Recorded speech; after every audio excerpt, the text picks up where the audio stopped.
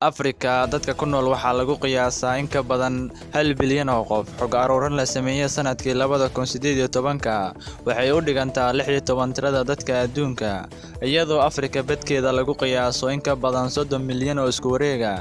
Tiradaasi ay ku jiraan jasiiradaha ku xeeran waxay dabooshaa 6% guud ahaan dhulka dushiisa. Qaaradda Afrika waxaa ku hareeraysan biyo, badda Mediterranean-ka waxay ka xigtaa waqooyi, sidoo kale gacanka Suez iyo badda Cas waxay ka xigaan waqooyi bari.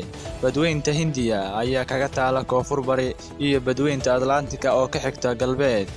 Afrika waxaa degan 54 dawladood oo la aqoonsan yahay iyo 9 deegaan iyo 2 wadan oo weli la aqoonsan.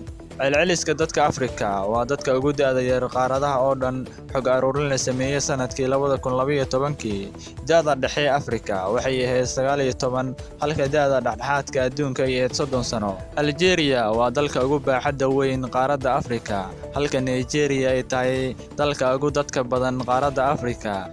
Afrika, gaar ahaan Bartamaha Afrika, ayaa si weyn loo aqbalaa inay tahay meesha asalka aadanaha iyo xayawaanada waaweyn, sida lagu cadeeyay daahfurkii Human Rights-ka ugu horeeyay iyo sidoo kale kuwii dambe taariikhdooda ku beegneed ilaa 7 milyan oo sano ka hor.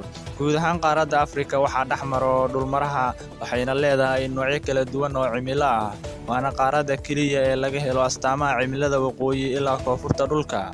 Qaaradda Afrika waxaa loo qaybiyaa 5 gobol, waxayna kala yihiin Bariga Afrika, Bartamaha Afrika iyo Waqooyiga Afrika, iyo Galbeedka Afrika iyo Koonfurta Afrika. Bariga Afrika, ama loo yaqaano Sharqul Afriqiya, waa gobol dhaca Bariga Afrika, waxayna ka kooban tahay ilaa 20 wadan, iyadoo Tansaaniya, Kenya, Uganda iyo Rwanda iyo Burundi iyo Koonfurta Suudaan ay xubin ka yihiin Ururka Bulshada Bariga Afrika, ama loo yaqaano East African Community oo loo soo gaabiyo EAC. Soomaaliya, Djibouti, Eritrea iyo Ethiopia. Wadamadan waxaa loo yaqaanaa Geeska Afrika, Cameroon iyo Mauritania iyo Seychelles. Saddexdan wadan waxay ku dhex yaalaan badweynta Hindiya. Bartamaha Afrika waxay ka kooban tahay tiro wadamo ah sida Burundi, Jamhuuriyadda Bartamaha Afrika, Chad, Jamhuuriyadda Dimuqraadiga Congo iyo Rwanda.